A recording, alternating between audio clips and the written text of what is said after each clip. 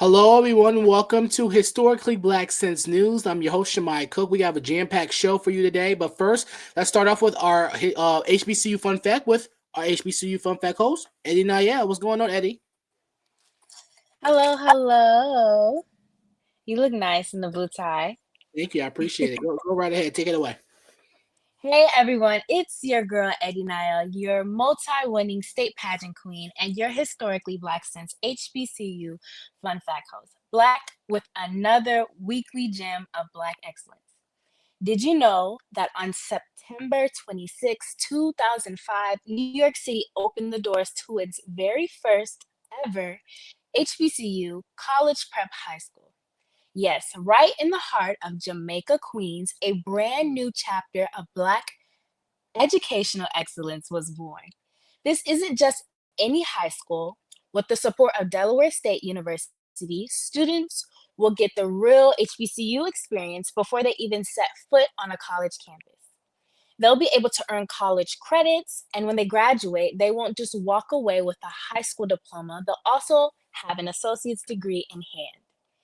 And y'all, this school is in high demand with only 100 seats available for its first year, but more than 1,000 students have applied. To even be considered as an applicant at their school, you had to write an essay solving an issue in the community, a healthcare issue in the community, and film a 2-minute video explaining how you use your degree once graduating to give back to your community. This pressure and purpose rolled all into one. One student said to reporters, "This school is giving them an opportunity I've never thought I had until college." And a teacher also added, "We've been preparing them not just for higher education, but to be leaders who will be giving back to their communities." That's exactly why this matters. This school is not only planting HBCU seeds early, but showing students what's possible and giving them a head start on greatness. So let me ask you this. If your city had an HBCU prep high school, would you enroll? Would you be interested? Tag a future HBCU student in the comments and let them know and give them their flowers right now. And of course, a big shout out to Delaware State University for being the powerhouse partner behind this moment. That's your fun fact for the day. HBCU pride is growing strong from high school to higher education. I am Eddie Niel, and you already know I'm always here with your HBCU fun fact. Thank you.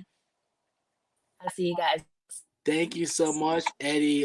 Several HBCUs faced bomb threats today including Alabama A&M, Pearview A&M, Delaware State, and Southern University in Baton Rouge. Authorities say all campuses are clear and safe, but we're keeping students and staff in our thoughts as we recover for a discussion. Let's bring in our great anchors in Deuce Tucker and Deuce Tucker and the amazing Kevin Cunningham. How's everybody doing tonight?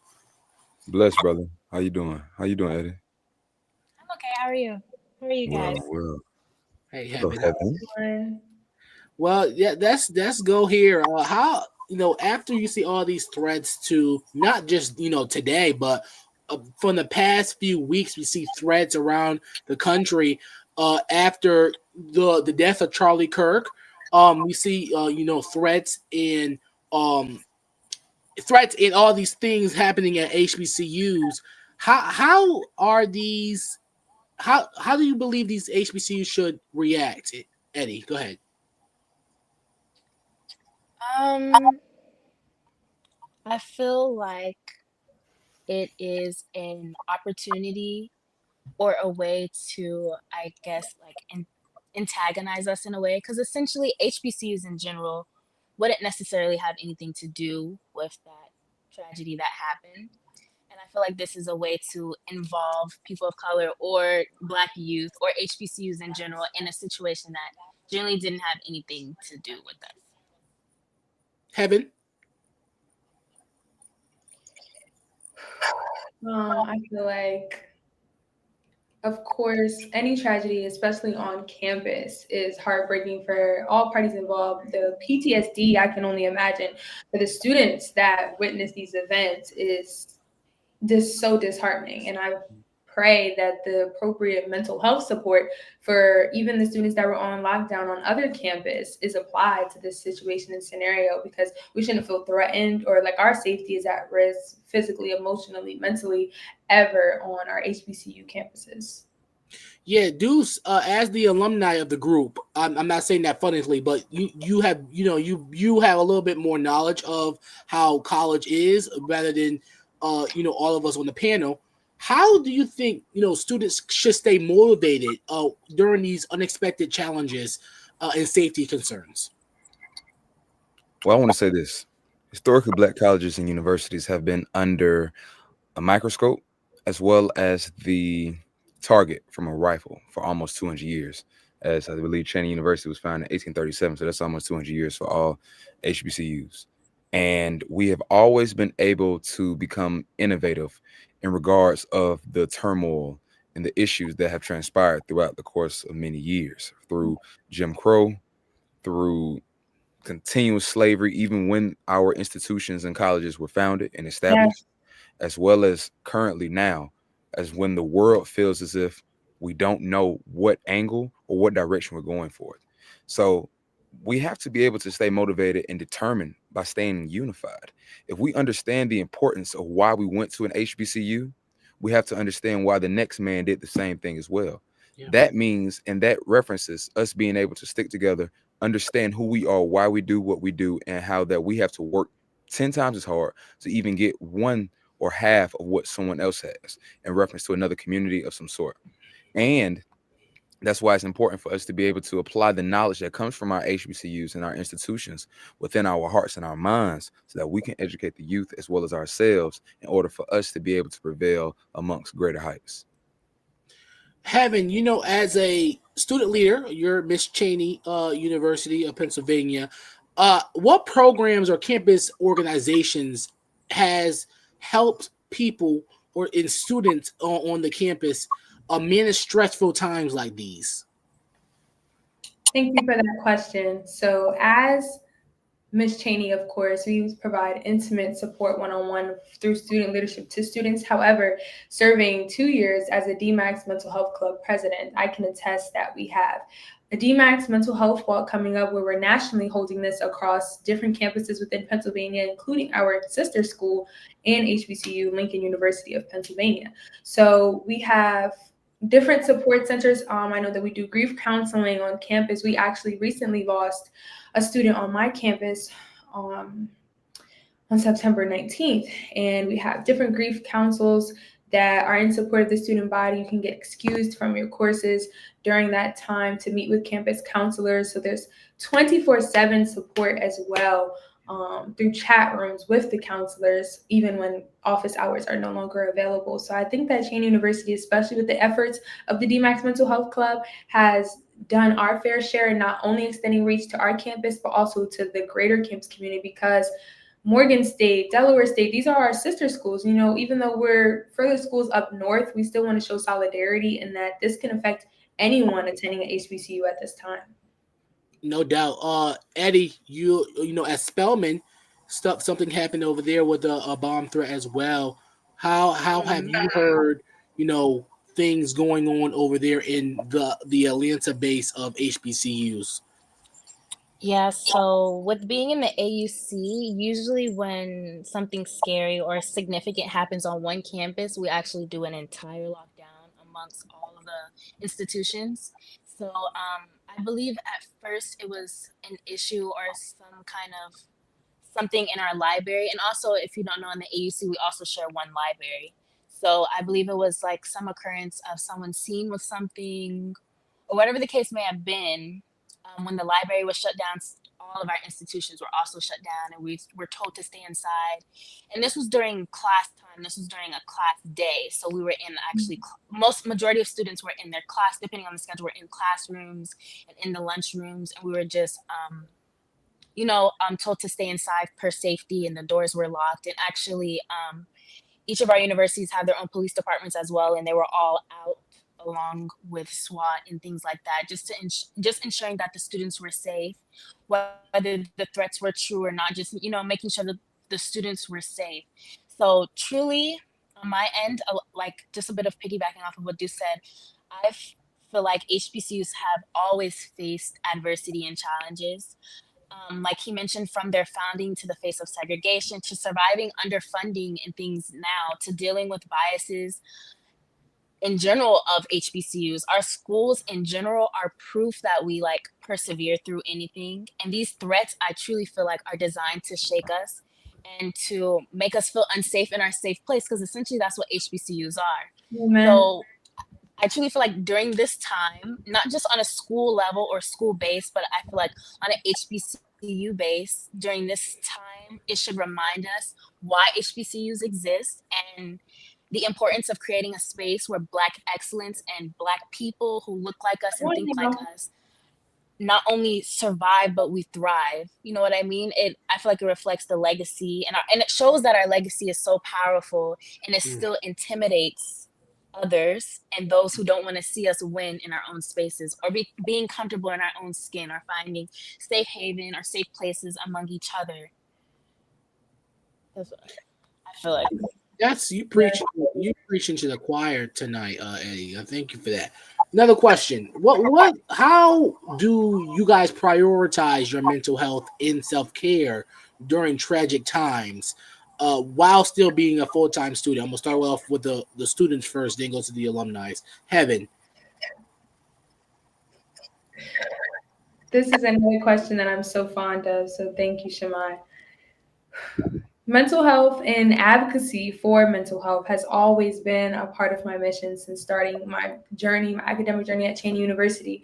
So I came into Cheney University as a grieving student myself. I faced so much hardship coming from a poverty-ridden community in Mount Vernon, New York, and I ultimately had to lean not on my own understanding. That's one. So faith, prayer, and worship is something that I hold near and dear to my heart with my faith in Jesus Christ.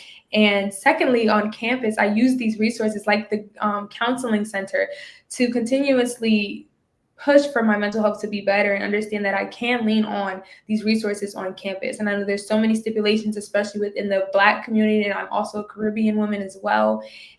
Being Jamaican and coming from these households, you don't really understand the magnitude that your mental health actually has on your academics, on your student leadership, on your studies, on your personal endeavors. So I believe that self-care and mental health is my main priority at all times. I'm sure that you guys can attest to it as well, that when you're not okay on the inside, sometimes you can't always put on that front, and that's okay. And I think that especially within HBCU campuses, we should be able to kind of lean on each other and give each other that grace and that space to figure things out before we ultimately end up on the black and white outside world.